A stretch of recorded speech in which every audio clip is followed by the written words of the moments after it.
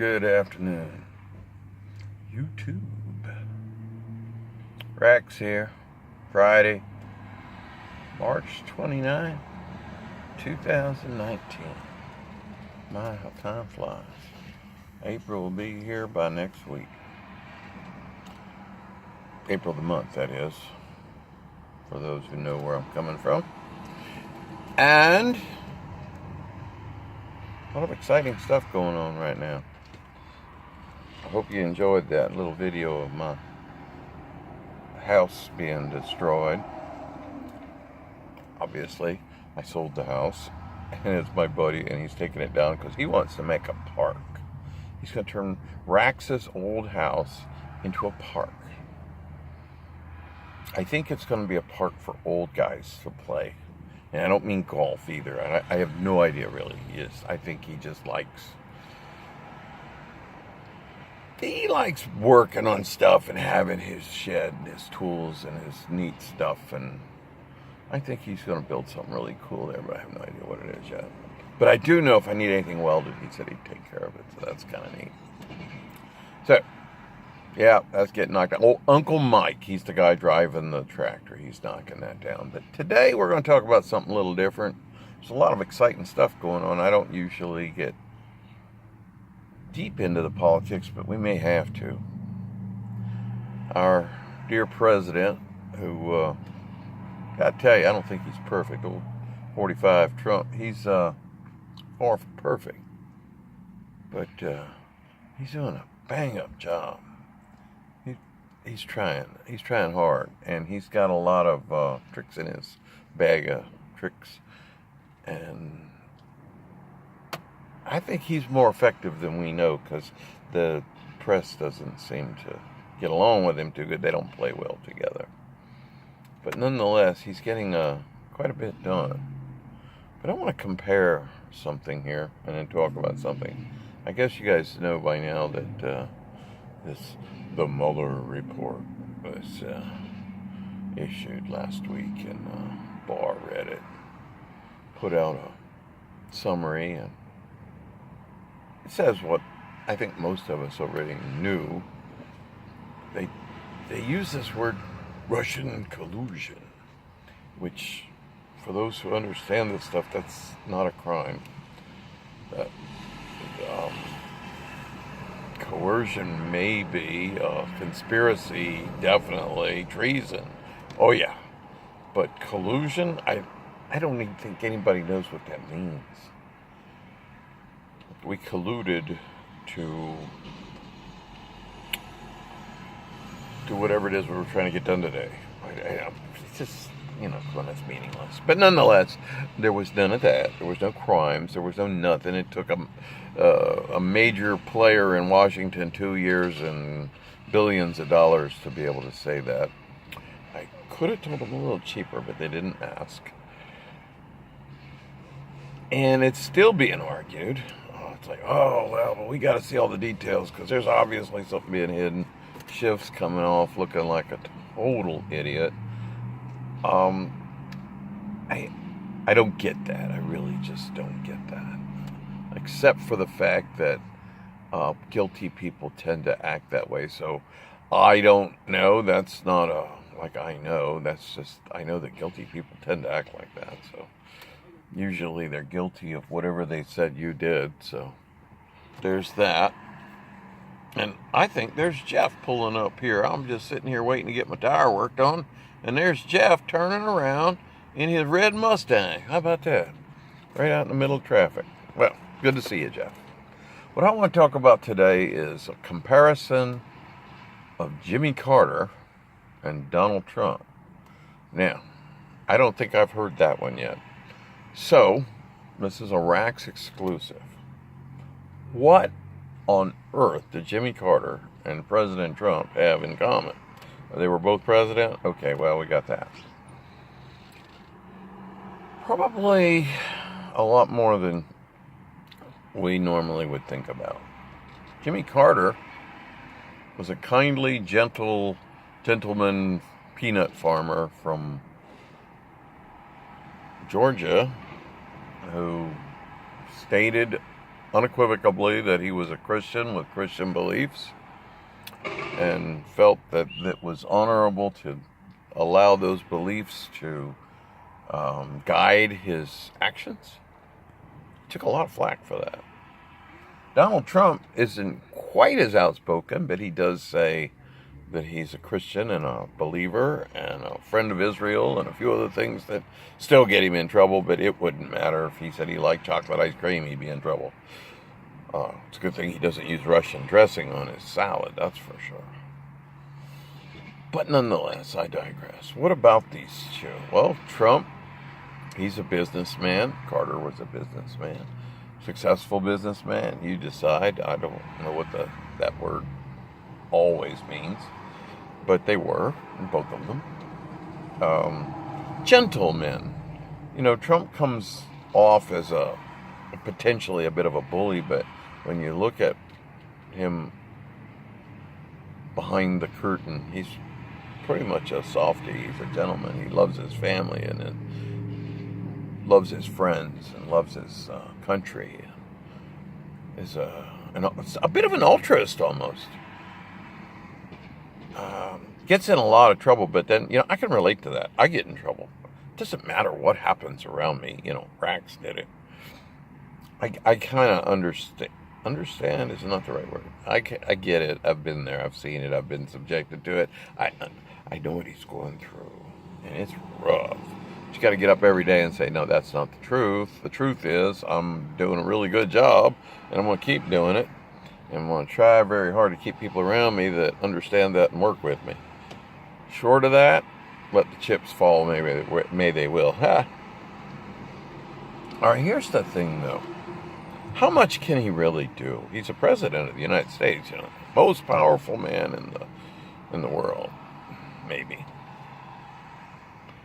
A funny thing happened to Jimmy Carter. He was drugged through the mud, basically, his whole presidency, for similar reasons. And let's not forget that Carter was a Democrat. So it doesn't seem to matter there. You go against whatever this establishment is, whatever this cabal, this powers that be, the Illuminati, the shadow government, whatever. They come up with so many things. I think we all know that power is money and it exists, and that influence is used every way that those that have it and can use it can and do. And basically when anybody of normal stature goes to Washington or goes into government, they very quickly become the target of potential bribes. People want what they want, and they're willing to pay to get it. And they're very sneaky about how they can help you out, shall we say. And even if you're the type of person that says, no, I'm not going to let my personal feelings into this, I'm not going to take money for this, I'm not going to... There's ways that they have been practicing for thousands of years to sneak into your life and put a wedge in between you and what you know is right. And once that's there, once that wedge is there, they can leverage that. They can make you dance if they want to. And they can leave you alone some if you do what they want. So here's the thing that's kind of different. When you put a successful businessman in as president, that in general people haven't had a chance to try to corrupt politically, scares the daylights out of the ones that do the corrupting, and they get busy just pulling any kind of piece of dirt they can do, and they did it to both of them. But if they get to the point where they threaten you, and that's where I want to talk about. I'm going to go somewhere that people don't want to hear, don't know, I'm not sure. In his last year of presidency, Carter became became ineffective as a president. Even he admitted that. And I'm not so sure that there was a whole lot he could do about it, because you see, he had, and I don't want to get into all the the good things that he was trying to push that just weren't uh, deemed acceptable. We can get into that on another video. They're there. I don't want to go into that, and the arguments and the deck and the details. And the man had some good ideas. The man wanted to put them in place, and he was told, "No, you're not. You don't get to do that." And he said, "But I'm president. And I'm going to do it." And a funny thing happened on the way to the White House one day.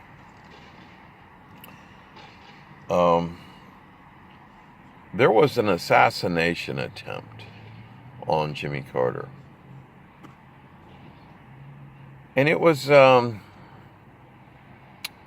pretty intricate.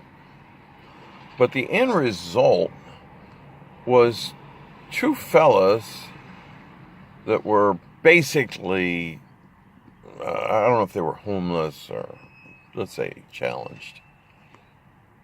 And they were found with, was it either explosives or, yeah, explosives. And their intent was to kill the president.